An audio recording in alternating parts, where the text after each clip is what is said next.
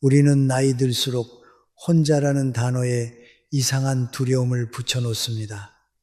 외로울까봐, 쓸쓸할까봐, 남들이 불쌍하게 볼까봐. 그런데 제가 여러 세대를 지켜보며 확신하게 된 것이 하나 있습니다. 노후에 사람을 무너뜨리는 것은 혼자 있음이 아니라 혼자 있지 못하는 마음입니다.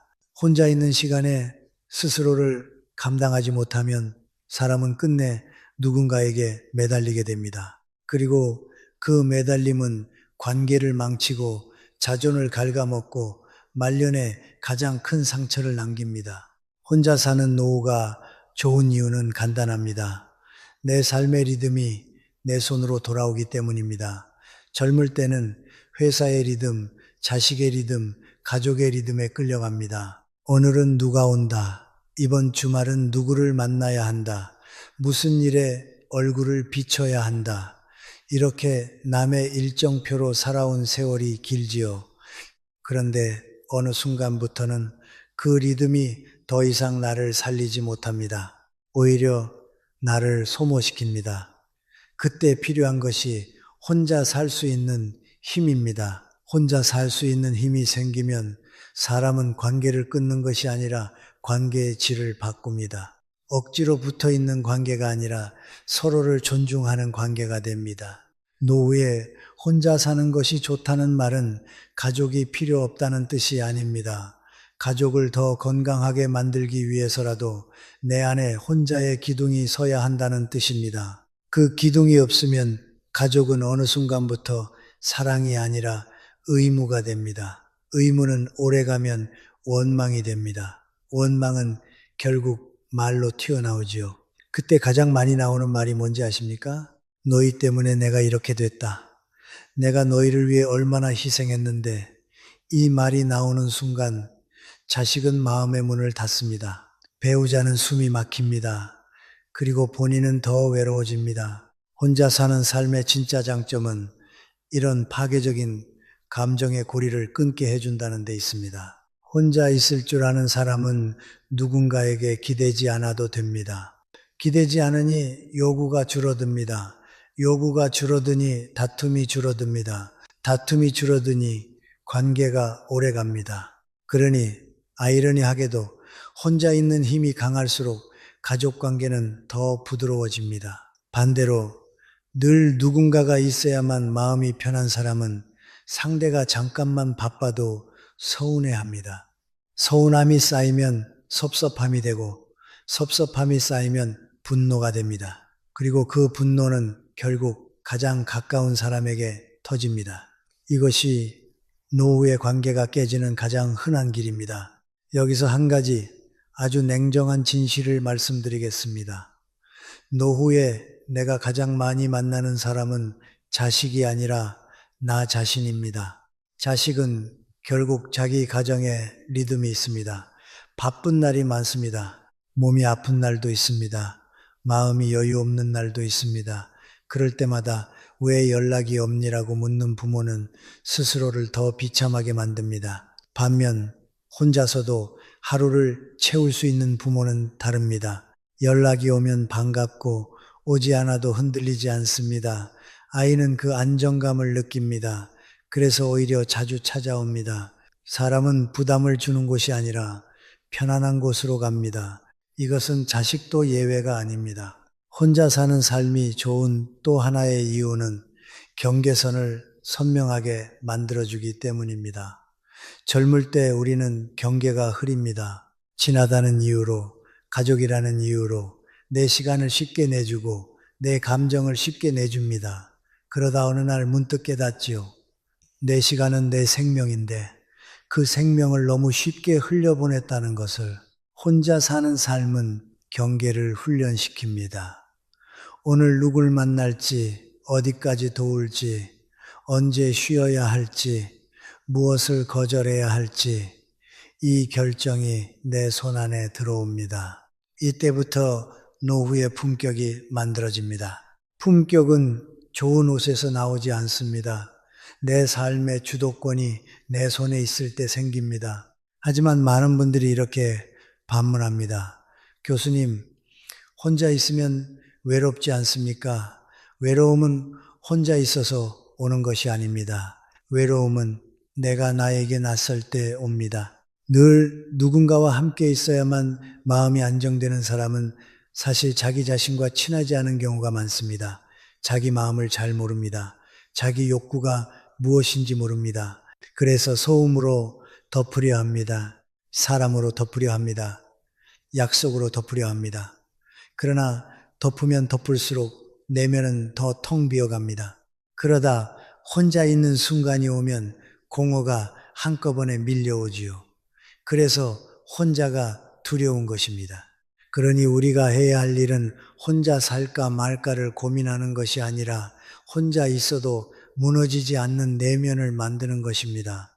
혼자 사는 노후의 핵심은 단독 생활이 아니라 단독 감정입니다. 내가 내 감정을 스스로 수습할 수 있느냐? 내 불안을 내 손으로 다룰 수 있느냐? 내 분노를 말로 쏟아내지 않고도 정리할 수 있느냐? 이 능력이 있으면 혼자 살아도 행복합니다. 반대로 이 능력이 없으면 함께 살아도 불행합니다. 가족과 같이 살면서도 마음은 늘 외로운 사람이 있습니다. 반대로 혼자 살아도 마음이 늘 충만한 사람이 있습니다. 차이는 환경이 아니라 내면의 기술입니다.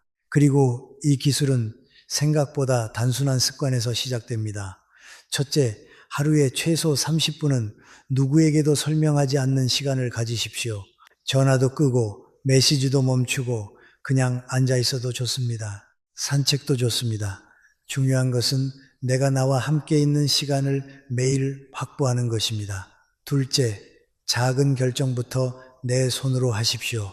오늘 밥을 무엇을 먹을지, 어떤 음악을 들을지, 어떤 책을 펼칠지, 사소해 보여도 이런 결정들이 쌓이면 삶의 주도권이 회복됩니다.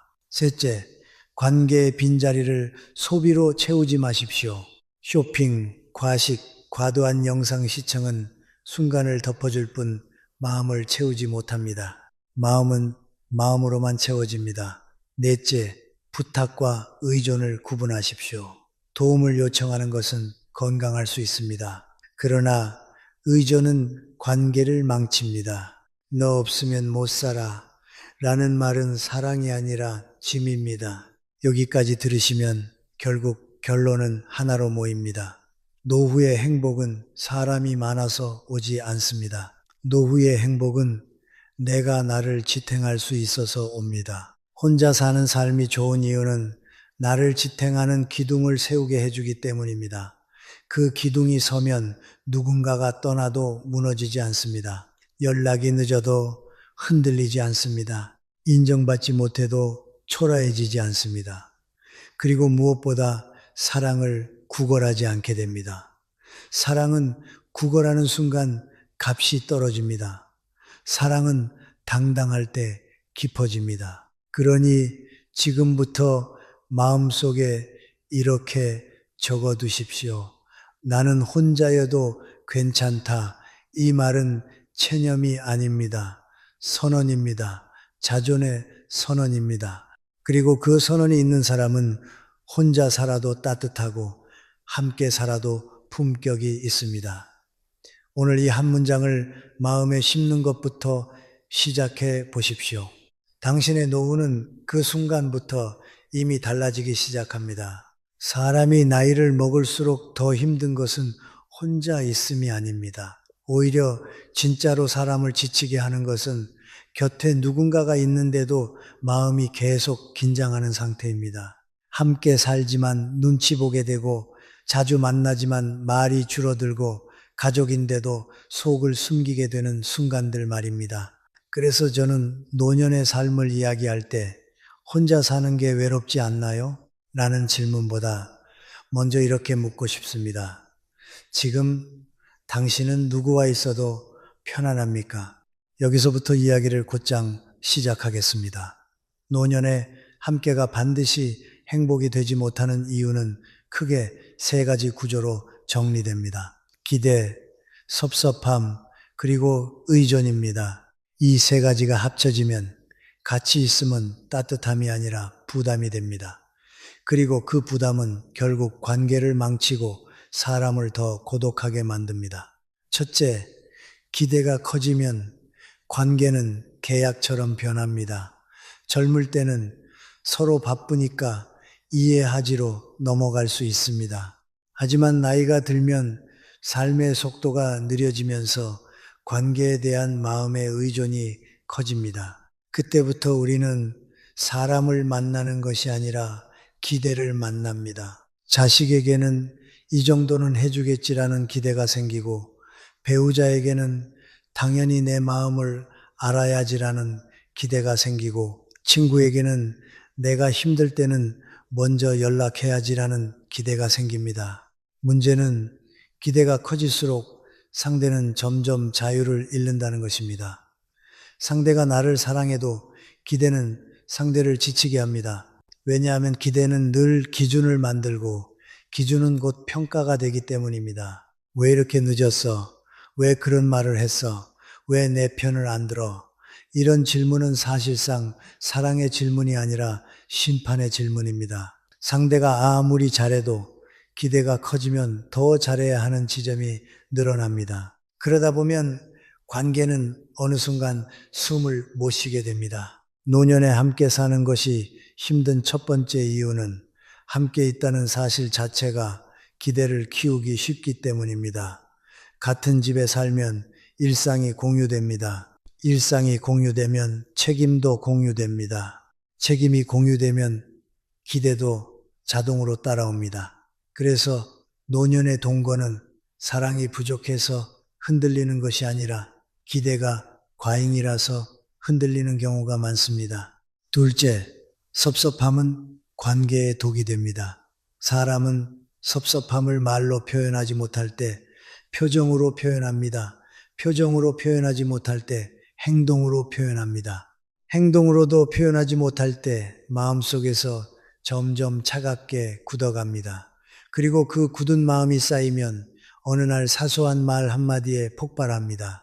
노년의 섭섭함은 젊을 때보다 더 무섭습니다. 왜냐하면 젊을 때는 미래가 길어서 다음 해가 있습니다. 그러나 노년은 다음 해가 짧습니다. 그래서 섭섭함이 생기면 빨리 회복되지 않습니다. 마음의 탄력이 떨어지기 때문입니다. 한 번 상처받으면 오래 갑니다. 한 번 서운하면 오래 기억합니다. 그리고 그 기억이 쌓이면 상대의 장점보다 단점이 먼저 보입니다. 특히 자식과의 관계에서 섭섭함이 가장 흔하게 생깁니다. 자식은 효도를 하려고 합니다. 하지만 자식에게도 삶이 있습니다. 직장도 있고 아이도 있고 경제적 부담도 있습니다. 부모는 그걸 머리로는 압니다. 그런데 마음은 또 다릅니다. 마음은 자꾸 비교를 합니다. 저 집 아들은 매주 온다더라. 누구는 여행도 보내준다더라. 이 비교가 섭섭함을 키웁니다. 그리고 섭섭함이 커질수록 부모는 자식에게서 사랑을 받으려 하기보다 증명을 받으려 합니다. 네가 정말 나를 생각한다면 이라는 말은 결국 자식의 삶에 짐을 올리는 말입니다. 제가 분명히 말씀드립니다. 노년의 관계를 망치는 것은 악애가 아니라 섭섭함입니다. 악애는 드뭅니다. 대부분은 서운함이 쌓여서 관계가 무너집니다. 그리고 섭섭함이 쌓인 관계는 함께 살수록 더 빨리 부서집니다. 가까이 있을수록 작은 결함이 크게 보이기 때문입니다. 셋째, 의존은 사랑을 약하게 만듭니다. 이 말이 조금 차갑게 들릴 수도 있습니다. 그러나 현실을 보셔야 합니다. 노년에 누군가에게 과도하게 기대면 그 사람이 나를 떠날 때 나는 삶 자체가 흔들립니다. 의존은 기댐이 아니라 붙잡음이 되기 쉽습니다. 붙잡음은 상대를 숨막히게 합니다. 숨막히면 사람은 멀어집니다. 그래서 의존은 결국 관계를 더 멀어지게 만드는 역설을 만듭니다. 부부 관계에서도 마찬가지입니다. 당신 없으면 나는 못 살아라는 말은 로맨틱한 고백처럼 보이지만 노년에는 위험한 선언이 됩니다. 왜냐하면 그 말 속에는 당신이 내 삶의 전부라는 구조가 숨어 있기 때문입니다. 삶의 전부를 한 사람에게 맡기면 그 사람은 죄책감과 부담을 동시에 느낍니다. 그리고 그 부담은 시간이 갈수록 커집니다. 친구 관계에서도 의존은 위험합니다. 노년의 친구는 정말 귀합니다. 그러나 친구에게 정서적 구원을 요구하면 친구는 도망가고 싶어집니다. 친구는 상담사가 아닙니다. 친구는 내 삶을 책임지는 사람이 아닙니다. 서로 가볍게 기대는 정도가 관계를 오래 갑니다. 무겁게 매달리면 관계는 빨리 끊어집니다. 그러면 여기서 중요한 질문이 생깁니다. 그래서 혼자 살면 다 해결됩니까? 아닙니다. 혼자 산다고 자동으로 행복해지는 것은 아닙니다. 다만 혼자 살면 최소한 이 세 가지 함정기대, 섭섭함, 의존, 이 과잉으로 커지는 환경을 줄일 수 있습니다. 그리고 그 줄어든 공간에서 비로소 내 삶의 중심을 다시 세울 수 있습니다. 제가 말하는 혼자 살기의 핵심은 고립이 아닙니다. 자율입니다. 자율이란 무엇입니까? 스스로의 리듬을 지키는 능력입니다. 누구의 기분도 내 하루를 결정하지 않게 하는 능력입니다. 누군가의 기대가 아니라 내 원칙으로 움직이는 능력입니다. 이 자율이 생기면 관계가 달라집니다. 관계가 달라진다는 것은 더 차갑게 멀어진다는 뜻이 아닙니다.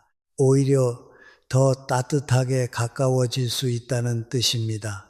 왜냐하면 자율이 있는 사람은 상대에게서 부족분을 채우려 하지 않기 때문입니다. 여기서 노년의 관계를 살리는 가장 중요한 원칙 하나를 드리겠습니다. 가까움은 거리로 지켜집니다. 이 말이 모순처럼 들릴 수 있습니다. 하지만 실제로는 그렇습니다. 적당한 거리가 있어야 상대를 존중할 수 있습니다. 적당한 거리가 있어야 말이 예의로 남습니다. 적당한 거리가 있어야 섭섭함이 쌓이기 전에 숨을 돌릴 수 있습니다. 특히 가족에게 이 원칙이 절실합니다. 가족은 마음이 크기 때문에 상처도 큽니다.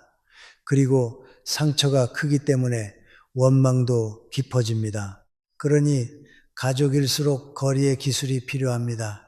거리의 기술은 차갑게 선을 긋는 것이 아니라 관계를 오래 유지하기 위한 질서를 세우는 것입니다. 예를 들어 이런 겁니다. 자식에게 전화를 걸 때 왜 연락이 없니?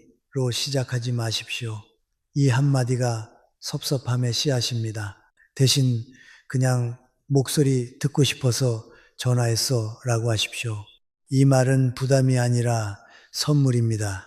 혹은 용건이 있을 때도 너 바쁘지로 시작하지 말고 시간 될 때 편한 때 말해줘로 마무리하십시오. 문장 하나가 관계의 공기를 바꿉니다. 또 하나, 배우자에게 당신은 왜 늘 그래? 라는 말은 절대 하지 마십시오. 이 말은 상대를 사람으로 보지 않고 습관으로 보는 말입니다. 대신 나는 이럴 때 마음이 조금 불안해 라고 말하십시오. 비난이 아니라 감정의 공유로 바꾸는 겁니다. 감정의 공유는 관계를 살리고 비난은 관계를 죽입니다. 그리고 친구에게도 마찬가지입니다. 요즘 왜 나를 피하니? 라고 묻지 마십시오. 친구는 방어합니다. 대신 네가 요즘 어떻게 지내는지 궁금했어 라고 하십시오. 이 한 줄이 부담과 따뜻함을 가릅니다. 노년의 인간관계는 큰 기술이 아닙니다. 작은 문장 하나, 작은 거리 하나, 작은 기대 조절 하나가 전부입니다. 혼자 사는 삶의 장점은 바로 이 작은 조절을 하기 쉬운 환경을 만든다는 데 있습니다. 내가 내 리듬을 지키면 상대에게 과도하게 기대지 않습니다. 내가 내 하루를 채우면 상대의 빈자리를 탓하지 않습니다. 내가 내 마음을 관리하면 섭섭함이 쌓이기 전에 스스로 풀어낼 수 있습니다. 그러니 혼자 사는 게 좋은가? 라는 질문을 이렇게 바꾸셔야 합니다. 내가 내 삶의 중심을 세울 수 있는가?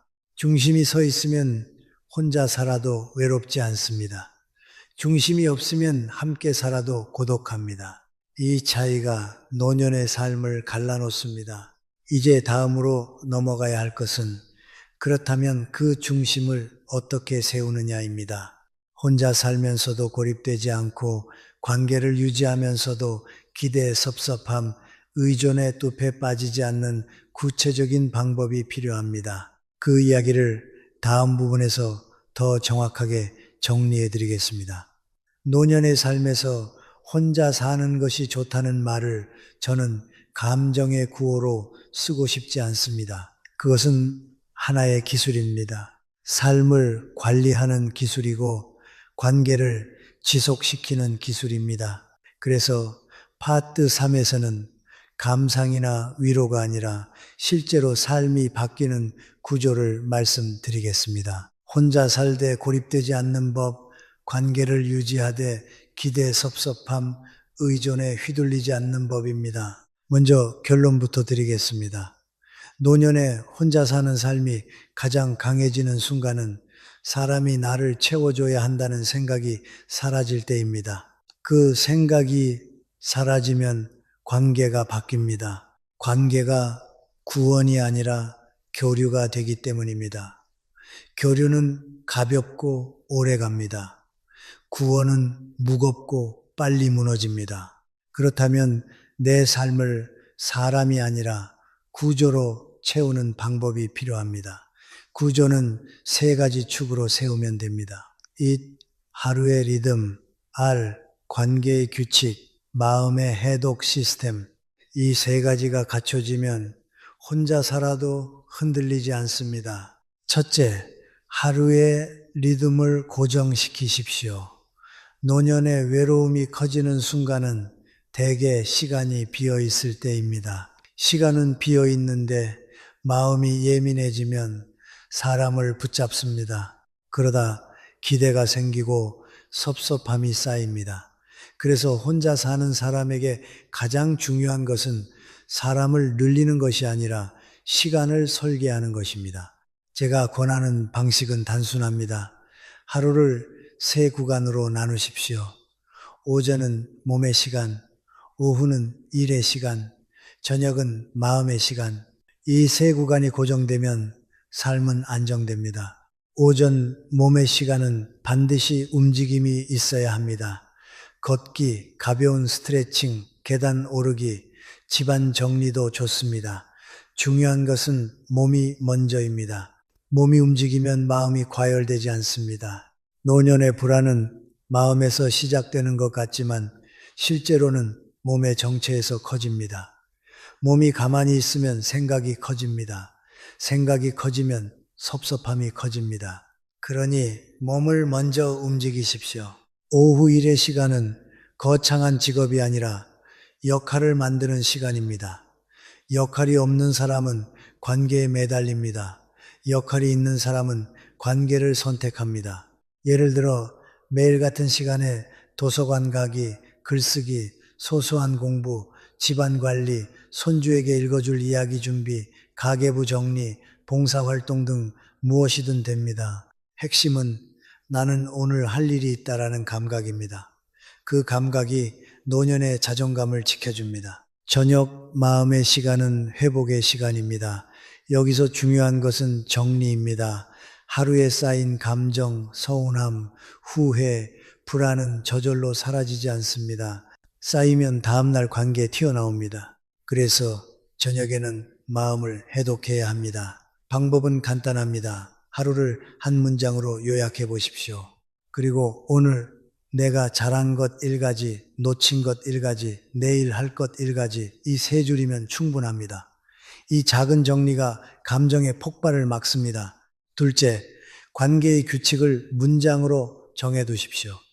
노년의 관계가 무너지는 이유는 감정이 커서가 아니라 규칙이 없어서입니다. 규칙이 없으면 기대가 생깁니다. 기대가 생기면 섭섭함이 생깁니다. 섭섭함이 생기면 관계가 끊어집니다. 그래서 규칙은 어려운 선언이 아니라 내가 지킬 문장 하나면 됩니다. 제가 추천하는 규칙 문장 3가지를 드리겠습니다. 나는 부탁할 때 선택권을 준다. 자식에게 이번 주에 와라 라고 하지 마십시오. 시간 될 때 잠깐 얼굴 보면 좋겠다 라고 하십시오. 선택권을 주면 관계는 덜 상처받습니다. 선택권을 빼앗으면 섭섭함이 쌓입니다. 나는 섭섭함을 욕으로 바꾸지 않는다. 섭섭할 때 우리는 이렇게 말합니다. 너는 왜? 당연히. 원래. 이 말들은 모두 요구입니다. 요구는 상대를 방어하게 만듭니다. 대신 섭섭함은 감정으로 말하십시오. 나는 조금 서운했어. 감정은 공유가 되지만 요구는 싸움이 됩니다. 나는 내 외로움을 상대의 의무로 만들지 않는다. 외롭다고 해서 상대에게 책임을 지우지 마십시오. 내가 이렇게 외로운데 라는 말은 죄책감을 줍니다. 죄책감으로 유지되는 관계는 오래 못 갑니다. 외로움은 나의 삶에서 해결해야 합니다. 그래서 앞에서 말한 하루의 구조가 중요합니다. 셋째, 마음의 해독 시스템을 가지십시오. 노년의 마음은 생각보다 감정에 휘둘립니다. 감정은 한번 붙으면 오래 갑니다. 그래서 감정을 씻어내는 루틴이 필요합니다. 저는 해독 시스템을 3단계로 권합니다. 인정, 분리 전환. 인정, 내가 지금 서운하다, 불안하다, 외롭다, 이걸 인정하십시오.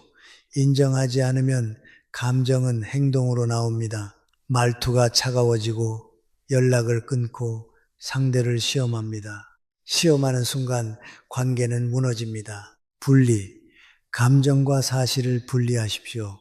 예를 들어 자식이 연락이 없다는 사실과 자식이 나를 무시한다는 해석은 다릅니다. 사실은 하나인데 해석이 감정을 키웁니다.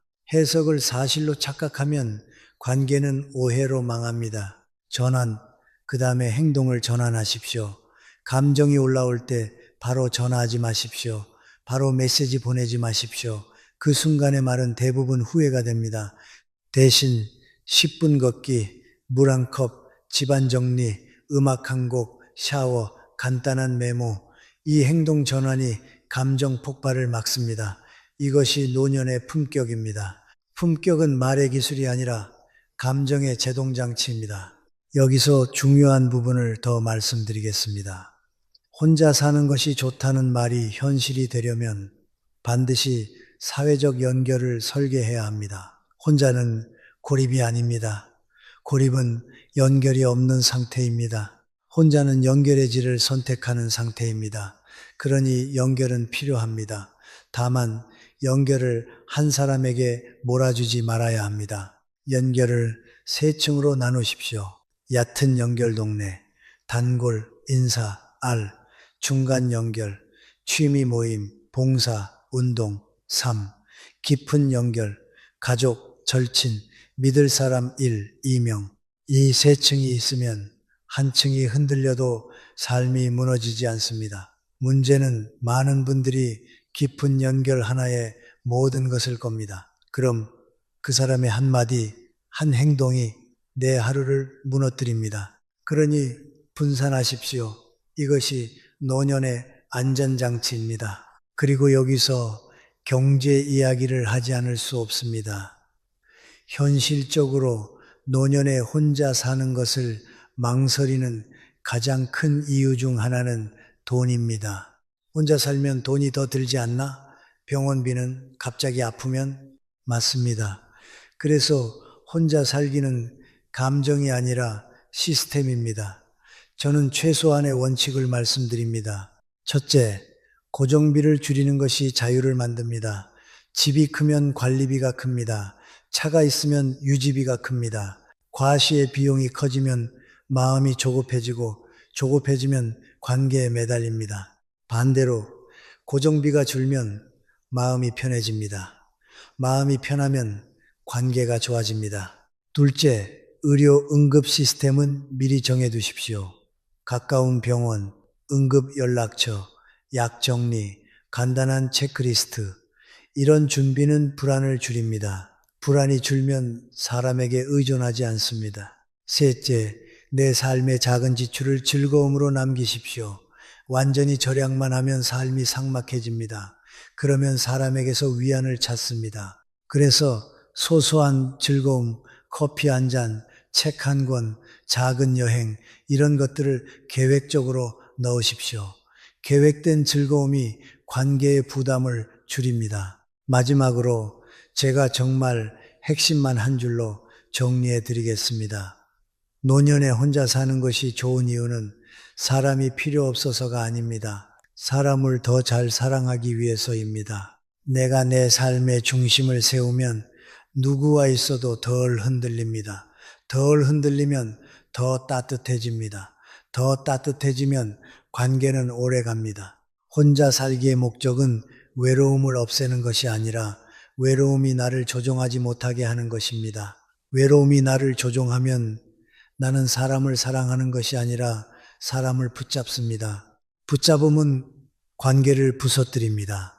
반대로 내가 내 삶을 지키면 사람은 내 삶에 선물로 들어옵니다. 선물은 오래갑니다. 노년에 혼자 사는 삶이 좋다고 말할 때 많은 분들은 그 말을 곧바로 나는 이제 누구도 필요 없다로 오해합니다. 그런데 저는 그 방향을 권하지 않습니다. 혼자 사는 삶이 성숙해지는 길은 사람을 끊는 것이 아니라 사람과의 거리를 지혜롭게 조절하는 데 있습니다. 파트사에서는 그 거리 조절의 기술, 그리고 관계가 무너지지 않도록 내 마음을 다루는 방법을 더 깊이 말씀드리겠습니다. 여기서부터는 말로 위로하는 내용이 아니라 실제로 노년의 인간관계가 달라지는 핵심 원리입니다. 먼저 관계에는 두 종류의 피로가 있습니다. 하나는 접촉 피로이고 다른 하나는 기대 피로입니다.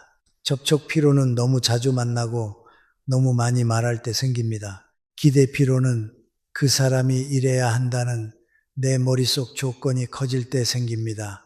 노년의 관계는 접촉보다 기대 때문에 깨지는 경우가 훨씬 많습니다.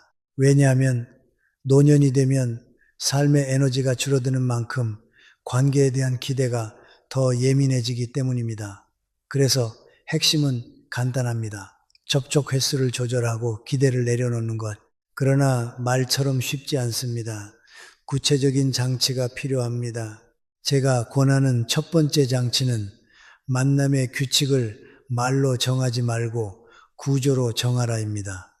사람에게 자주 연락해 라고 말하면 상대는 부담을 느낍니다. 왜 이 정도도 못해? 라고 하면 상대는 방어합니다. 그러면 관계가 무너집니다. 대신 구조를 만들면 됩니다. 예를 들어 자식과는 정기 연락을 합의하는 것이 아니라 내가 스스로 정기 발신을 하는 겁니다. 일주일에 한 번 짧은 안부 메시지 길게 쓰지 마십시오. 질문 하나, 응원 한 줄이면 됩니다. 요즘 날씨가 많이 춥더라. 건강 괜찮니? 이번 주는 바빴지. 몸 좀 챙겨라. 오늘은 네가 생각나서 그냥 연락했다. 이 정도면 충분합니다. 여기서 중요한 것은 상대의 답장을 의무로 만들지 않는 것입니다. 답장이 늦어도 괜찮습니다. 내가 보낸 안부는 내가 하고 싶은 마음의 표현이지 상대에게서 무엇을 받아내는 도구가 아닙니다. 이 태도가 관계를 살립니다. 노년에 우리가 관계를 망치는 이유는 마음이 줄어서가 아니라 마음을 거래로 만들기 때문입니다. 두 번째 장치는 섭섭함을 말로 풀기 전에 먼저 숫자로 줄여라입니다. 섭섭함은 대부분 크게 느껴지지만 실제로는 작은 사건 하나에서 시작됩니다. 그런데 그 사건을 머릿속에서 반복 재생하면 감정이 커집니다. 그래서 저는 섭섭함을 느낄 때 3, 3, 3 규칙을 권합니다. 첫째, 그 사건을 3문장으로만 적으십시오. 장황하게 쓰면 감정이 더 커집니다. 사실만 적어야 합니다. 둘째, 그 섭섭함이 내 인생에서 3개월 뒤에도 중요할지 물어보십시오. 대부분은 3개월 뒤에 사라질 일입니다. 셋째, 지금 내가 할 수 있는 행동을 3가지로만 좁히십시오. 예를 들어 기다린다, 다른 활동을 한다, 다음에 담담하게 말한다. 이렇게 좁히면 감정은 뚝 줄어듭니다. 감정은 넓어질수록 나를 지배합니다. 좁아질수록 내가 감정을 다룹니다. 노년의 평온은 감정을 없애는 것이 아니라 감정을 좁히는 것에서 옵니다. 세 번째 장치는 관계의 중심을 대화가 아니라 신뢰로 바꿔라입니다. 어떤 분들은 말합니다. 우린 대화가 없어서 멀어졌어. 그런데 사실은 다릅니다. 대화가 없어서가 아니라 신뢰가 약해져서 대화가 사라진 겁니다. 그래서 대화를 늘리는 것이 답이 아닙니다. 신뢰를 회복하면 대화는 자연히 따라옵니다. 신뢰는 거창한 약속이 아니라 작은 일관성에서 생깁니다. 예를 들어 이런 것들입니다. 약속한 시간에 늦지 않기, 부탁을 했으면 결과를 꼭 알려주기, 상대의 비밀을 다른 사람에게 말하지 않기, 상대가 힘들 때 조언보다 공감을 먼저 하기. 노년의 관계는 정답이 아니라 안전이 필요합니다. 상대가 내 옆에서 안전하다고 느끼면 말이 적어도 관계는 깊어집니다. 반대로 말이 많아도 상대가 불안하면 관계는 멀어집니다. 여기서 많은 분들이 놓치는 부분이 있습니다. 노년에 혼자 사는 분들이 관계에서 가장 자주 하는 실수는 내가 더 많이 베푸니까 상대도 더 해야 한다는 생각입니다. 이것은 아주 위험합니다. 배춤을 계산하면 그 순간부터 사랑이 아니라 거래가 됩니다. 거래는 반드시 미수금을 남깁니다. 그 미수금이 섭섭함입니다. 그래서 저는 이렇게 말씀드립니다. 주는 것은 주는 것으로 끝내고 받는 것은 받는 것으로 감사하라. 관계의 평화는 공평함에서 오지 않습니다. 받아들임에서 옵니다. 그리고 혼자 사는 사람에게는 또 하나의 함정이 있습니다. 그것은 자기 말이 많아지는 것입니다. 혼자 있는 시간이 길어지면 말이 고플 수 있습니다. 그럴 때 누구를 만나든 내 이야기를 쏟아내고 싶은 마음이 생깁니다. 그러나 이것이 관계를 피곤하게 합니다. 왜냐하면 상대는 대화를 나누고 싶은 것이지 내 감정의 쓰레기통이 되고 싶은 것이 아니기 때문입니다. 그래서 노년의 대화에는 원칙이 필요합니다. 저는 이 1원칙을 권합니다. 내가 말하는 시간이 듣는 시간 일이 아니라 반대로 하십시오. 내가 1만 말하고 1을 듣는 것입니다. 질문을 먼저 던지고 상대의 말을 끝까지 듣는 것, 그 순간 사람들은 당신을 편안하게 느낍니다. 편안함이 관계를 오래가게 합니다. 다음은 가족 관계에서 특히 중요한 이야기입니다. 자식과의 관계, 특히 며느리 사위와의 관계에서 노년의 갈등은 대부분 경계선이 흐려질 때 터집니다. 경계선이란 무엇입니까? 내 삶과 저 사람의 삶을 구분하는 선입니다. 이 선이 흐려지면 간섭이 됩니다. 간섭은 결국 폭발합니다. 그러니 경계선은 분명해야 합니다. 그런데 경계선을 세울 때 많은 어르신들이 싸우듯이 세웁니다. 내가 너희를 어떻게 키웠는데 내가 한 말이 맞다. 이렇게 세우면 상대는 마음을 닫습니다. 경계선은 싸움이 아니라 선언으로 세워야 합니다. 예를 들어 이런 문장들입니다. 너희 방식이 있지. 나는 존중할게. 내가 도울 수 있는 건 여기까지야. 나머지는 너희가 결정해. 나는 내 생활 리듬이 중요해. 미리 말해주면 내가 맞출게. 이런 문장은 상대를 공격하지 않으면서도 선을 세웁니다. 선이 서면 관계가 안전해집니다. 이제 가장 중요한 주제, 노년의 외로움이 폭발하는 순간을 다루겠습니다. 외로움이 가장 위험해지는 순간은 밤입니다. 밤은 조용합니다. 조용하면 과거가 떠오릅니다. 후회가 떠오릅니다. 섭섭함이 떠오릅니다. 그때 우리는 관계를 붙잡고 싶어집니다. 그래서 밤에 실수합니다. 늦은 밤에 전화하고 감정적인 메시지를 보내고 상대를 시험합니다. 다음 날 후회합니다. 이것이 반복되면 관계는 무너집니다. 그래서 밤에는 반드시 안전장치를 마련해야 합니다. 저는 이를 밤의 금지 규칙이라고 부릅니다. 아주 단순하지만 효과가 큽니다. 첫째, 밤 9시 이후에는 중요한 결정을 하지 마십시오. 둘째, 밤 9시 이후에는 관계 문제를 정리하지 마십시오. 셋째, 밤 9시 이후에는 감정 메시지를 보내지 마십시오. 대신 밤에는 몸을 진정시키는 행동만 하십시오. 따뜻한 물, 가벼운 스트레칭, 짧은 산책, 조용한 독서, 감사 메모, 이 단순한 행동이 당신의 노년을 지킵니다. 노년의 품격은 낮에 드러나는 것이 아니라 밤에 지켜집니다. 끝으로 제가 꼭 드리고 싶은 말씀입니다. 혼자 사는 삶이 성공하는 사람들은 공통점이 있습니다. 그들은 관계가 내 삶을 구해주길 바라지 않습니다. 대신 내 삶이 관계를 편안하게 만들길 바랍니다. 이 태도 하나가 모든 것을 바꿉니다. 내가 내 삶을 단단히 세우면 사람들은 내 옆에 있을 때 편합니다. 편하면 오래 남습니다. 오래 남으면 혼자 살아도 외롭지 않습니다. 노년의 행복은 사람 숫자에 달려있지 않습니다. 관계의 질과 내 마음의 안정에 달려 있습니다. 혼자 사는 삶은 그것을 가능하게 합니다.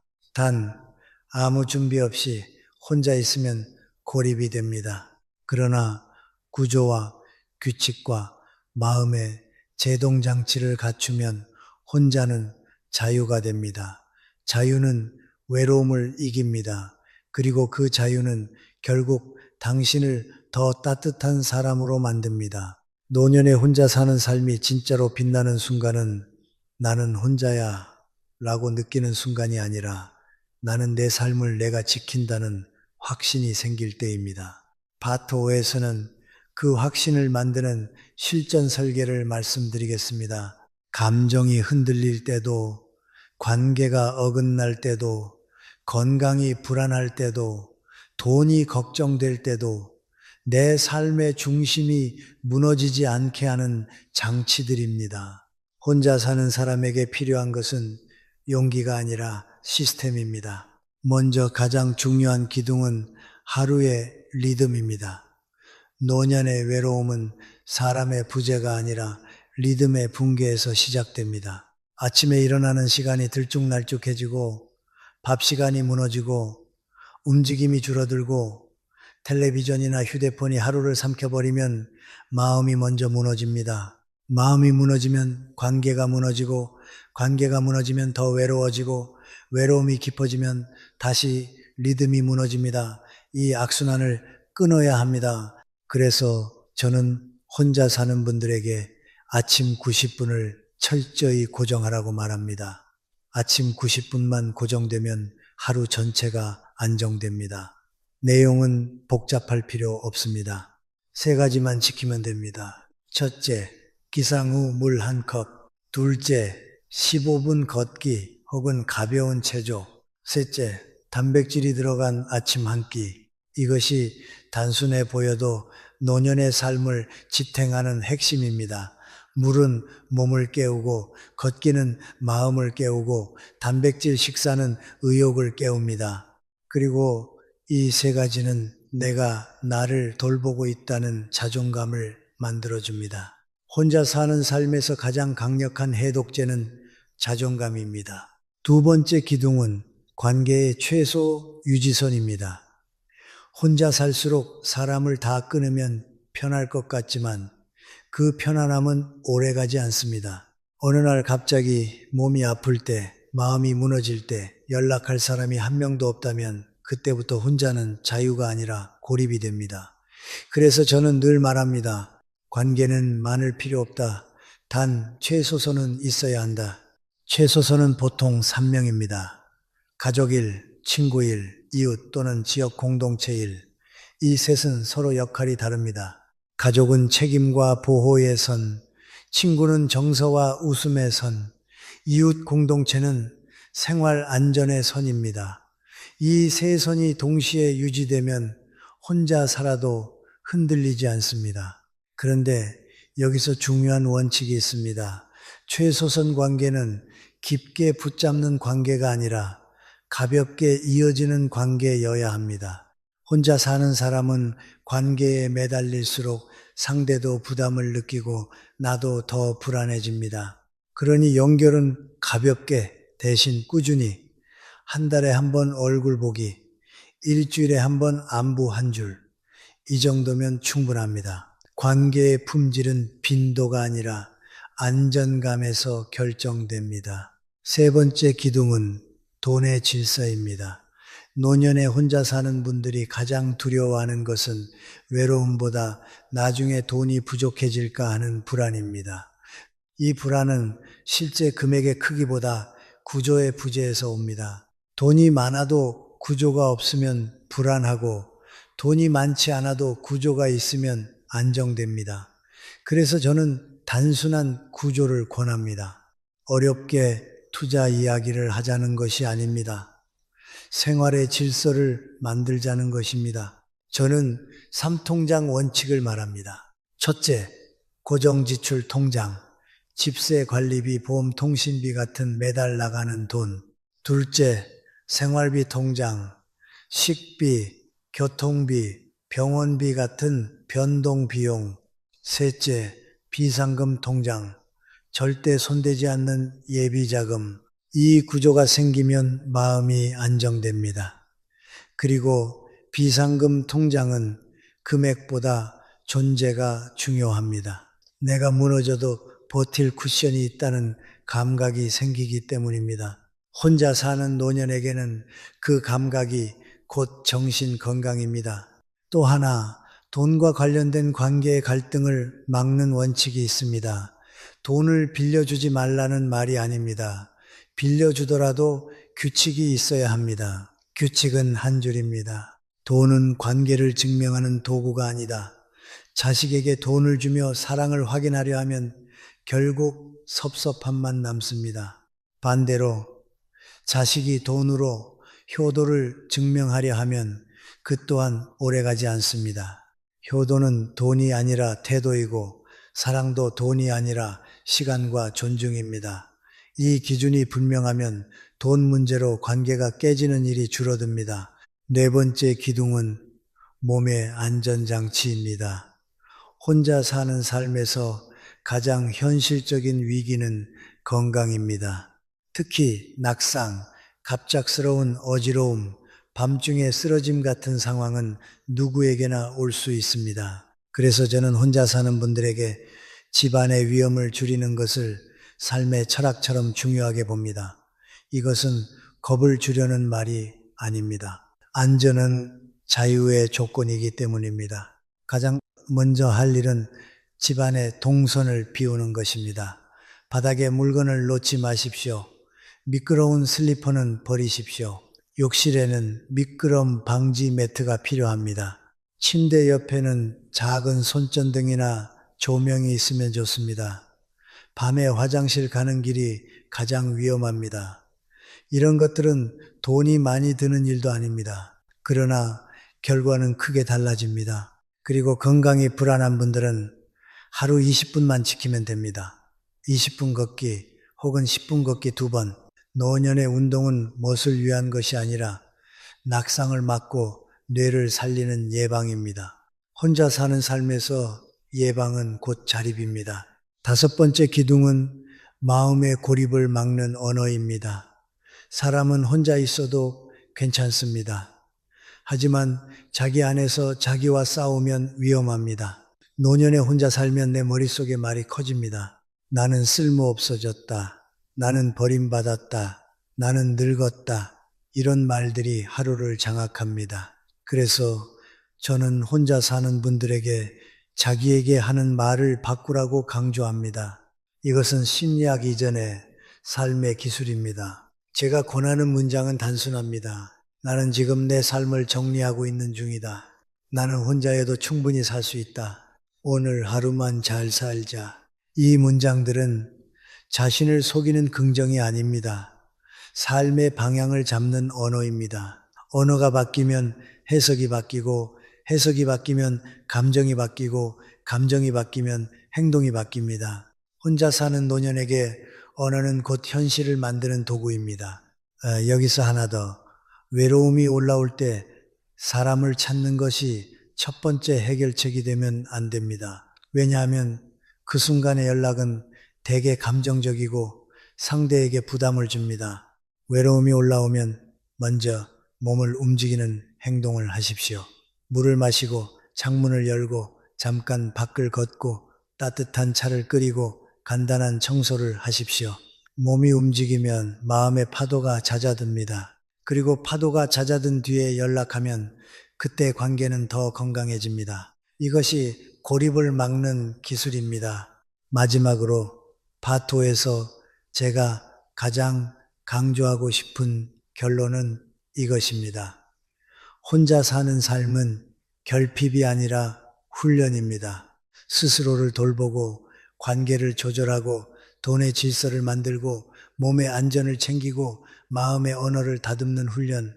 이 훈련이 쌓이면 어느 순간부터 혼자는 고요가 됩니다.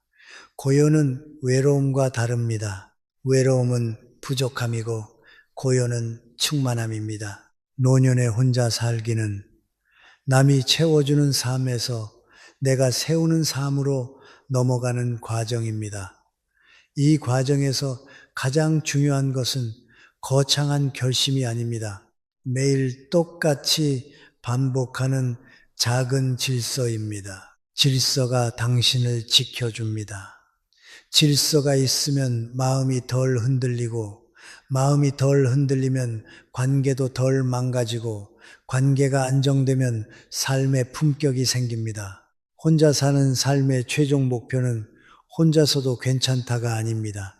혼자여서 더 건강한 사람이 된다입니다. 그 상태가 되면 사람은 오히려 더 따뜻해집니다. 필요한 때에 도움을 줄 수 있고 필요할 때 도움을 받을 줄도 압니다. 이것이 성숙한 자립입니다. 그리고 그 자립이야말로 노년의 가장 큰 자유입니다. 노년에 혼자 사는 삶에서 파트 6는 외로움과 불안을 다루는 기술을 넘어서 더 근본적인 질문으로 들어가야 합니다. 내가 혼자 산다는 사실이 문제가 아니라 내가 나 자신과 어떤 관계를 맺고 살아가느냐가 문제입니다. 혼자 사는 삶이 길어질수록 사람은 두 갈래로 나뉩니다. 하나는 점점 더 단단해지는 사람이고 다른 하나는 점점 더 예민해지고 날카로워지는 사람입니다. 그 차이는 성격이 아니라 마음의 습관에서 나옵니다. 혼자 살면 작은 일에도 마음이 크게 흔들립니다. 전화 한 통이 없으면 서운해지고 누가 답장을 늦게 하면 버림받은 듯하고 몸이 조금만 불편해도 이제 끝인가 하는 공포가 올라옵니다. 그럴 때 우리는 흔히 나는 약한가 보다 라고 생각합니다. 아닙니다. 그것은 약함이 아니라 마음이 불안을 처리하는 방식이 아직 정리되지 않았다는 뜻입니다. 마음도 훈련을 하면 달라집니다. 저는 오늘 그 훈련을 아주 현실적인 방식으로 말씀드리겠습니다. 첫째, 불안은 생각이 아니라 신호로 보셔야 합니다. 불안이 올라오면 우리는 즉시 머릿속에서 이야기를 만듭니다. 나중에 큰 병 나면 어떡하지? 돈 떨어지면 어떡하지? 내가 쓰러지면 아무도 모르겠지? 그런데 불안은 미래 예언이 아니라 지금 몸과 마음의 피로가 보내는 신호일 때가 많습니다. 그 신호를 해석하는 방식이 달라져야 합니다. 불안이 올라오면 먼저 세 가지를 점검하십시오. 하나, 내가 배가 고픈가? 둘, 내가 잠이 부족한가? 셋, 내가 오늘 몸을 거의 움직이지 않았는가? 이 세 가지 중 하나라도 해당하면 불안은 급격히 증폭됩니다. 불안은 정신의 문제 같지만 대부분은 생리적 상태와 연결됩니다. 그래서 불안이 올라오면 생각을 멈추자가 아니라 상태를 바꾸자가 정답입니다. 따뜻한 물을 마시고 창문을 열고 10분만 걸으십시오. 이 행동이 불안의 파도를 먼저 낮춥니다. 그리고 파도가 낮아진 뒤에야 생각을 정리할 수 있습니다. 둘째, 혼자 사는 사람에게 가장 위험한 습관은 혼잣말의 재판입니다. 혼자 있다 보면 자신을 심판하는 말이 늘어납니다. 내가 이렇게 사는 게 맞나? 내가 뭘 잘못했나? 나는 쓸모없나? 이 말들은 진실처럼 들리지만 대부분은 습관입니다. 습관은 바꿀 수 있습니다. 여기서 중요한 기술이 하나 있습니다. 재판을 멈추고 기록으로 바꾸는 것입니다. 저는 3줄 기록을 권합니다. 하루에 딱 3줄이면 됩니다. 첫 줄, 오늘 내가 한 일 한 가지. 둘 줄, 오늘 내가 느낀 감정 한 가지. 셋 줄, 내일 내가 할 작은 행동 한 가지. 예를 들어 이렇게 씁니다. 오늘 20분 걸었다. 오후에 외로웠다. 내일 아침에 시장에 다녀오자. 이 단순한 기록이 왜 중요하냐면 머릿속의 불안은 계속 과장되고 확대됩니다. 하지만 글로 내려오면 크기가 줄어듭니다. 기록은 마음을 객관화시키는 가장 강력한 도구입니다. 혼자 사는 노년에게 기록은 자기 돌봄의 기술입니다. 셋째, 외로움은 반드시 해결해야 할 감정이 아니라 관리해야 할 날씨입니다. 우리는 외로움을 없애려고 합니다. 그래서 누군가를 급하게 만나려고 하고 무리하게 약속을 잡고 감정에 끌려서 전화하고 그러다 관계가 깨집니다.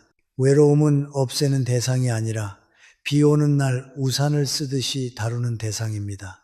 비를 없앨 수는 없지만 젖지 않게 할 수는 있습니다. 외로움이 오는 날에는 외로움을 없애겠다가 아니라 오늘은 우산을 쓰겠다라고 생각하십시오. 우산은 무엇인가? 행동입니다. 사람을 찾기 전에 행동을 찾는 것입니다. 제가 권하는 우산 행동은 5가지 중 하나면 충분합니다. 햇볕 아래 15분 걷기, 따뜻한 국이나 차 끓이기, 집 안 한 곳 10분 정리하기, 라디오나 강의 하나 듣기, 시장, 서점, 도서관 같은 사람이 있는 공간에 잠깐 다녀오기. 여기서 핵심은 대화를 하러 가는 것이 아니라 공간을 바꾸러 가는 것입니다. 혼자 사는 사람은 공간이 마음을 지배합니다. 같은 공간에 오래 있으면 생각이 섞기 쉽습니다. 밖에 나가 사람 소리를 들으면 그 자체가 마음의 산소가 됩니다. 말하지 않아도 됩니다. 존재만으로도 고립은 약해집니다. 넷째, 혼자 사는 삶에서 관계를 망치는 가장 흔한 패턴은 시험입니다. 외로울수록 우리는 사람을 시험합니다. 네가 나를 생각한다면 이 정도는 해줘야지. 네가 가족이라면 당연히 와야지. 네가 친구라면 매주 연락해야지. 이런 기대가 쌓이면 결국 실망이 되고 실망은 분노가 되고 분노는 단절이 됩니다. 혼자 사는 사람은 관계를 더 소중히 해야 하는데 외로움 때문에 관계를 더 파괴하는 역설에 빠집니다. 그래서 기준을 바꾸셔야 합니다. 관계는 상대의 의무가 아니라 내 삶의 선택입니다. 내가 관계를 유지하고 싶다면 상대의 기준에 맞추려 애쓰기보다 내 기준을 명확히 해야 합니다. 여기서 가장 중요한 한 문장이 있습니다. 나는 부탁은 하되 기대는 줄이겠다. 부탁은 건강합니다. 기대는 종종 독이 됩니다. 부탁은 상대에게 선택권을 주고 기대는 상대를 죄인으로 만듭니다. 혼자 사는 노년의 관계를 살리는 언어는 부탁의 언어입니다. 예를 들면 이렇습니다. 이번 주에 목소리 한번 듣고 싶습니다. 시간 괜찮을 때 전화해 주세요. 이 말은 상대를 묻지 않습니다. 그러나 연결을 만듭니다. 이런 언어가 관계의 생명을 늘립니다. 다섯째, 노년의 불안을 줄이는 가장 강력한 처방은 역할입니다. 사람은 역할이 사라질 때 불안해집니다. 젊을 때는 직장이라는 역할, 부모라는 역할, 사회적 책임이라는 역할이 우리를 바쁘게 만들었습니다. 그러나 노년이 되면 역할이 줄어듭니다. 역할이 줄면 마음이 허해집니다. 그 허함이 외로움으로 불안으로 변합니다. 그러니 노년에는 새 역할을 만들어야 합니다. 거창한 봉사나 무거운 책임이 아닙니다. 내가 매주 매일 할 수 있는 작은 역할입니다. 저는 주 1의 역할을 권합니다.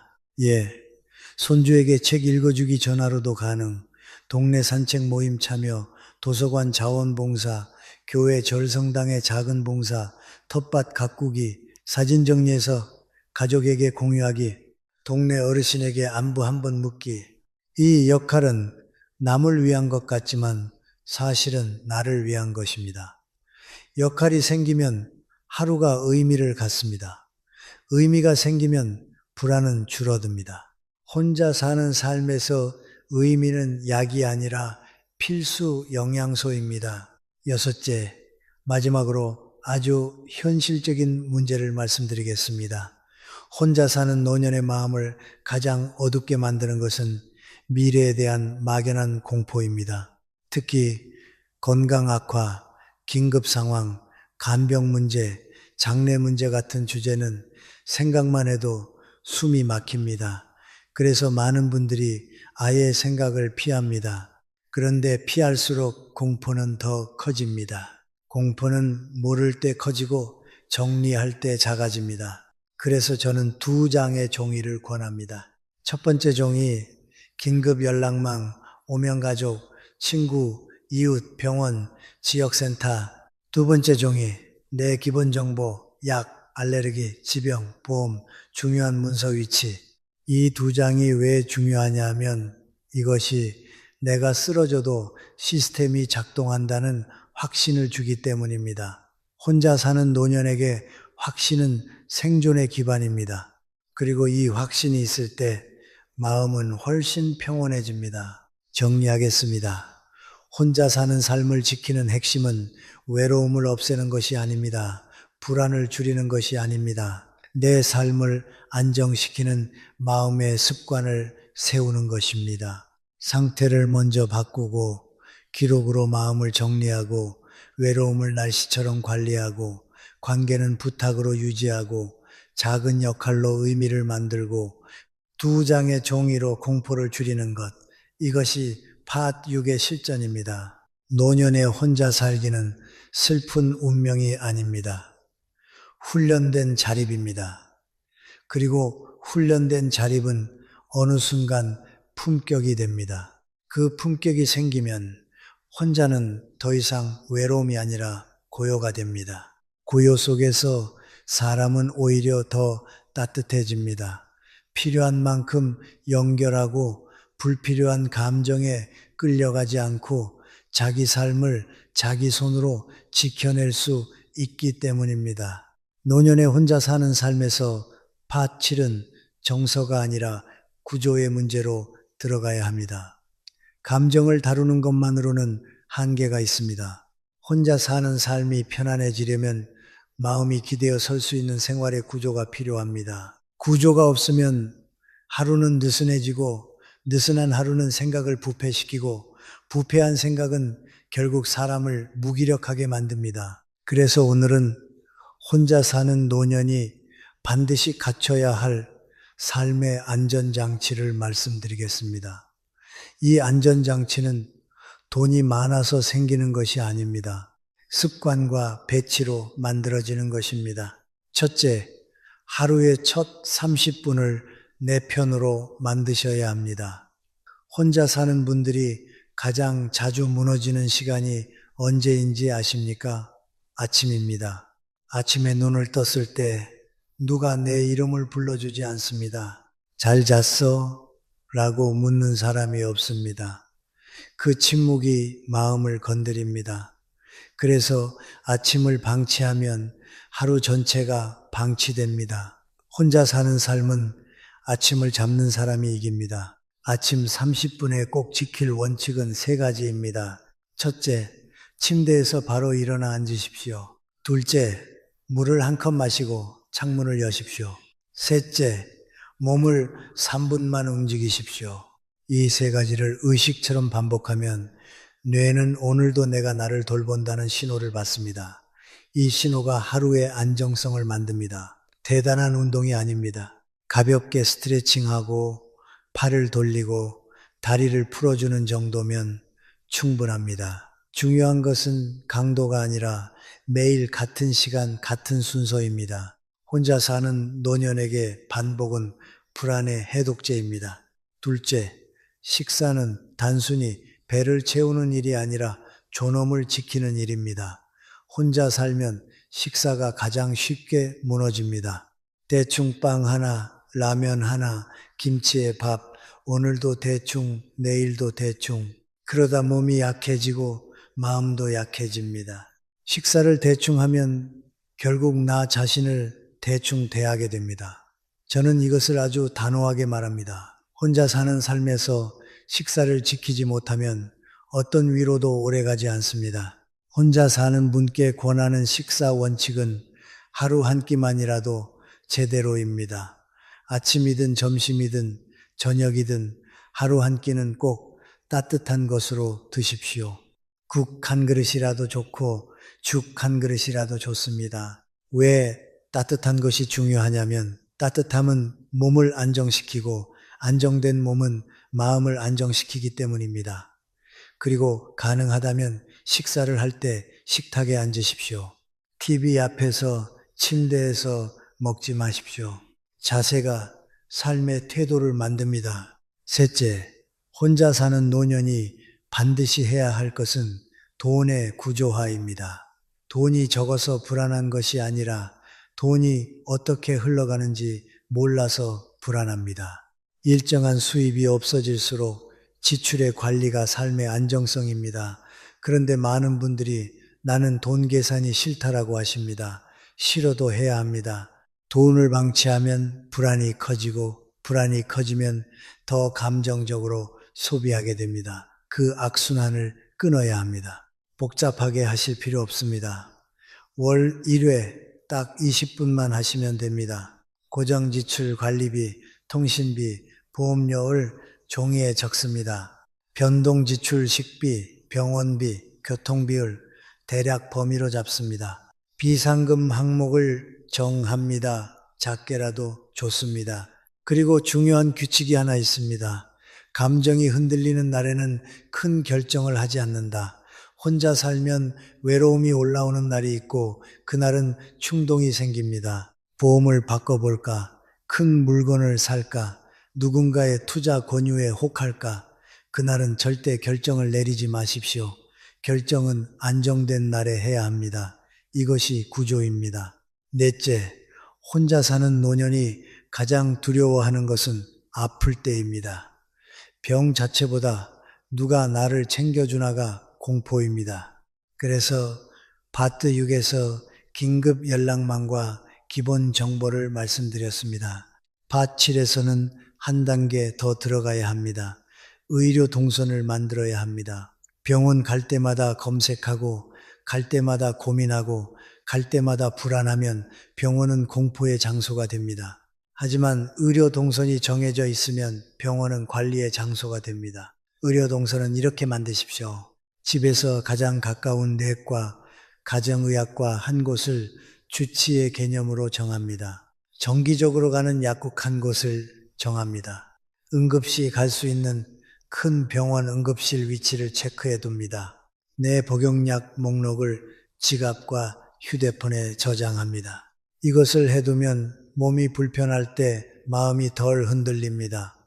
혼자 사는 삶에서 미리 정해둠이란 공포를 줄이는 가장 강력한 기술입니다. 다섯째, 관계는 숫자가 아니라 연결 방식입니다. 혼자 사는 분들이 흔히 이렇게 말합니다. 나는 사람이 없다. 그러나 실제로는 사람이 없는 게 아니라 연결 방식이 불안정한 경우가 많습니다. 연락을 끊어버리거나 반대로 한 사람에게만 매달리거나 혹은 관계를 감정으로만 운영합니다. 그러면 관계는 쉽게 깨집니다. 혼자 사는 노년은 관계를 시스템으로 운영해야 합니다. 제가 권하는 방식은 3-2-1 연결입니다. 3. 한 달에 한 번은 꼭 안부를 나눌 사람. 3명 가족 1, 친구 1, 이웃, 지인 1. 2. 일주일에 한 번은 밖에서 마주치는 공간, 이곳, 시장, 도서관, 경로당, 공원, 성당, 절, 교회 중 댁, 일, 매일 나와 대화하는 시간, 1번 기록, 독서, 기도, 명상, 산책 중 하나. 이렇게 구조가 있으면 누가 연락이 끊겨도 삶 전체가 무너지지 않습니다. 한 사람에게 삶을 맡기지 않게 됩니다. 이것이 안정입니다. 여섯째, 집안의 배치를 바꾸셔야 합니다. 혼자 사는 삶에서 집은 세계가 됩니다. 그 세계가 어수선하면 마음도 어수선합니다. 반대로 집이 정돈되면 마음도 정돈됩니다. 그런데 많은 분들이 정리를 큰일로 생각합니다. 아닙니다. 혼자 사는 노년의 정리는 작은 루틴이어야 합니다. 저는 아주 간단한 원칙 하나만 권합니다. 하루 한 거 10분, 부엌 10분, 거실 10분, 침실 10분, 화장실 10분, 하루에 하나만 하십시오. 그리고 정리의 기준은 버리는 것보다 눈에 띄는 것 줄이기입니다. 눈에 띄는 물건이 많을수록 뇌는 계속 필요합니다. 필요한 뇌는 불안을 만듭니다. 정리는 마음의 위생입니다. 일곱째, 가장 중요한 핵심을 말씀드리겠습니다. 혼자 사는 삶이 편해지려면 내가 나에게 약속을 지키는 경험이 쌓여야 합니다. 사람은 타인에게 신뢰를 느끼기 전에 자기 자신에게 신뢰를 느껴야 합니다. 그런데 혼자 살면 누구도 나를 감시하지 않습니다.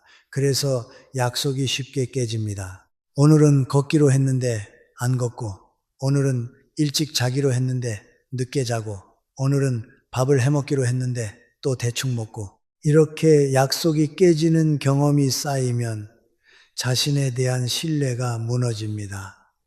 그때부터 혼자는 불안이 됩니다. 그래서 약속은 크게 잡지 마십시오. 크게 잡으면 깨집니다. 작게 잡고 지키십시오. 이것이 품격입니다.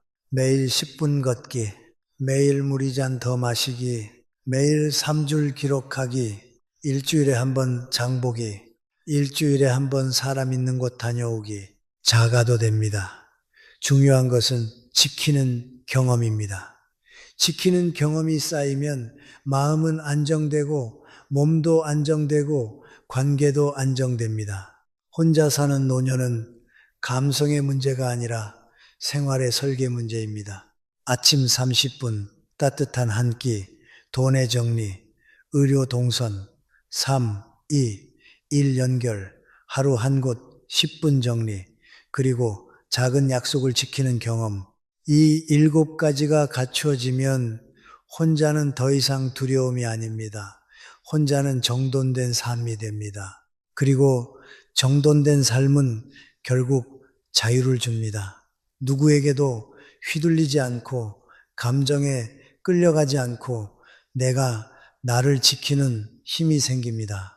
그 힘이 생기면 사람은 늙어도 흔들리지 않습니다. 혼자 있어도 따뜻합니다. 조용하지만 단단합니다.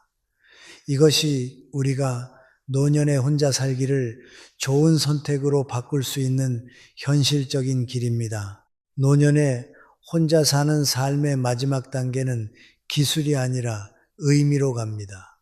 혼자 사는 시간이 길어질수록 사람은 2가지 중 하나로 갑니다. 하나는 점점 더 굳어지는 사람, 다른 하나는 점점 더 깊어지는 사람입니다. 겉으로는 비슷해 보입니다. 말이 줄고 약속이 줄고 조용해집니다. 그런데 안을 들여다보면 완전히 다릅니다. 굳어진 사람은 불안이 많아지고 깊어진 사람은 평온이 많아집니다. 오늘 팟8에서는 그 차이를 만드는 핵심 혼자 사는 노년의 품격을 말씀드리겠습니다. 혼자 사는 노년의 품격은 화려함이 아닙니다. 누군가 나를 알아주지 않아도 내가 나를 낮추지 않는 태도입니다. 그리고 그 태도는 생각이 아니라 행동에서 시작됩니다. 사람은 생각으로는 얼마든지 고상해질 수 있습니다. 그러나 행동이 따라오지 않으면 고상함은 잠깐의 기분으로 끝납니다. 결국 품격은 작은 습관의 합입니다. 첫째, 혼자 살수록 내 말의 질을 관리해야 합니다. 혼자 있으면 말을 안 하니까 괜찮을 것 같죠. 그런데 아닙니다. 혼자 있을수록 내가 나에게 하는 말이 늘어납니다. 이 말이 독해지면 인생이 독해집니다. 내가 뭐 그렇지, 이 나이에 뭘 해, 어차피 혼자야. 이런 말은 칼이 되어 마음을 깎습니다. 그 칼로 나를 깎아놓고 세상이 왜 차갑냐고 말하면 안 됩니다. 혼자 사는 분에게 가장 필요한 습관은 자기에게 하는 말을 바꾸는 것입니다. 아주 단순하게 하십시오. 하루에 딱 한 번만 거울 앞이든 아니든 이렇게 말해 보십시오. 오늘도 잘 버텼다. 나는 나를 돌볼 수 있다.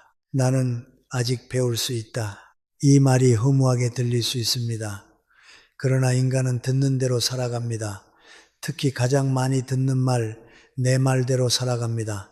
둘째, 혼자 살수록 내가 나를 대접하는 의식이 필요합니다. 대접은 남에게만 하는 게 아닙니다. 나에게도 해야 합니다. 혼자 사는 분들이 흔히 무너지는 지점이 바로 여기입니다. 누가 보지 않으니까 대충 입고, 대충 먹고, 대충 씻고, 대충 눕습니다. 그러면 삶 전체가 대충이 됩니다. 대충은 편해 보이지만 결국 사람을 무너뜨립니다. 인간은 존엄을 잃으면 의욕을 잃고 의욕을 잃으면 삶을 잃습니다. 대접의 의식은 돈이 들어가지 않습니다. 예를 들어 이런 것입니다. 외출이 없어도 옷을 한번 갈아입기, 식사할 때 컵에 물을 따라 놓기, 밥 먹기 전에 10초만 숨 고르기, 하루 한 번 향이 있는 비누로 손 씻기. 작아 보이지만 이런 행동이 나는 소중하다는 신호를 몸에 새깁니다. 품격은 남의 시선이 아니라 내 습관에서 나옵니다. 셋째, 혼자 살수록 빈 시간을 다루는 법을 알아야 합니다. 노년의 외로움은 사람의 부재에서 오기도 하지만 더 정확히 말하면 시간의 부재에서 옵니다. 할 일이 없어지는 순간 생각이 사람을 잡아먹습니다. 그래서 밭 7에서 구조를 말씀드렸습니다. 밭 8에서는 한 걸음 더 나아가야 합니다. 빈 시간을 의미 있는 시간으로 바꾸는 작업입니다. 여기서 중요한 것은 거창한 목표가 아닙니다. 의미는 작은 기여에서 생깁니다.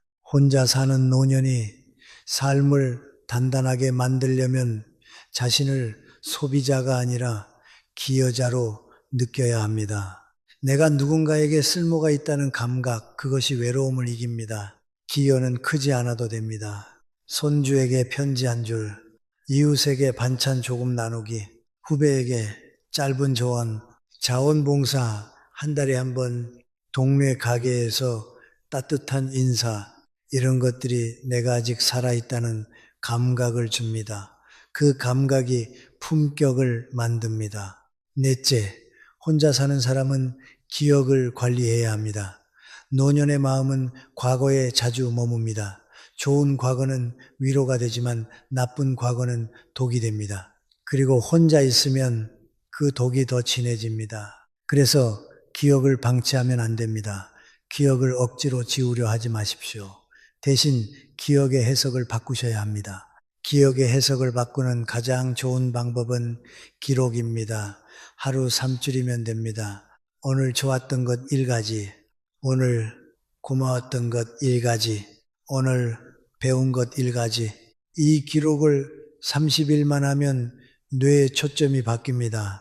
내 삶은 끝나간다 해서 내 삶은 아직 쌓인다로 바뀝니다.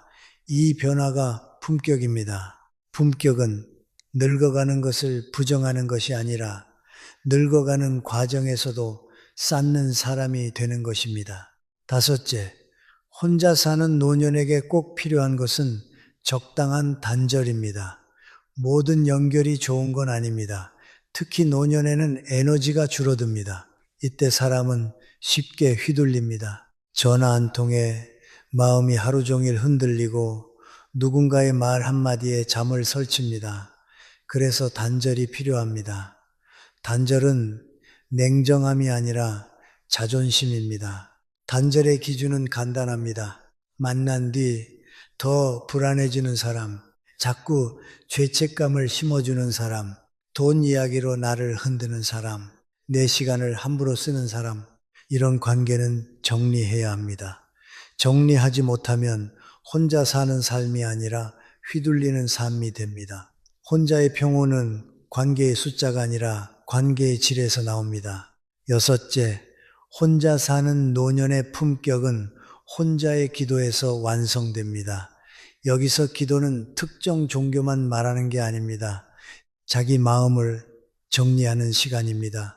사람은 하루에 한 번 자기 삶을 위에서 내려다보는 시간이 필요합니다. 그 시간이 없으면 사소한 일에 휘말리고 작은 감정에 끌려가고 마음이 좁아집니다. 기도의 형태는 다양합니다. 정교적 기도, 조용한 명상, 산책하며 마음 정리, 책 한 페이지 읽으며 성찰, 중요한 것은 매일 같은 시간, 같은 자리입니다. 그 자리에서 이렇게 물어보십시오. 나는 오늘 어떤 사람이었나?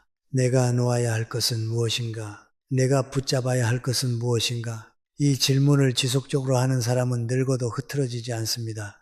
마지막으로 저는 혼자 사는 노년에게 가장 중요한 한 문장을 드리고 싶습니다. 혼자는 부족함이 아니라 선택이 될 수 있다. 우리는 그동안 함께를 너무 미화했습니다. 물론 함께는 따뜻합니다.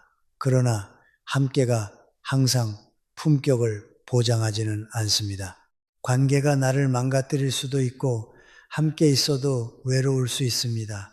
반대로 혼자 있어도 충분히 풍요로울 수 있습니다. 혼자 사는 삶이 진짜 복이 되는 순간은 언제냐면 내가 나를 존중하고 내 시간을 의미 있게 쓰고 내 마음을 단단히 세우며 내 삶을 정돈할 때입니다. 파트 1부터 여기까지 우리가 말한 것은 결국 하나입니다. 혼자 사는 노년이 행복해지려면 운이 아니라 설계가 필요하다는 것, 그리고 그 설계의 마지막은 품격이라는 것. 품격은 남에게 보이기 위한 것이 아니라 내가 나를 끝까지 지키기 위한 것입니다. 오늘부터 딱 하나만 시작하십시오. 아주 작은 것 하나. 하루 한 번 나는 나를 존중한다는 행동을 하십시오. 따뜻한 차 한 잔을 천천히 마시는 것이라도 좋습니다. 그 행동이 쌓이면 혼자는 두려움이 아니라 자유가 됩니다. 그리고 자유는 노년의 가장 큰 복입니다.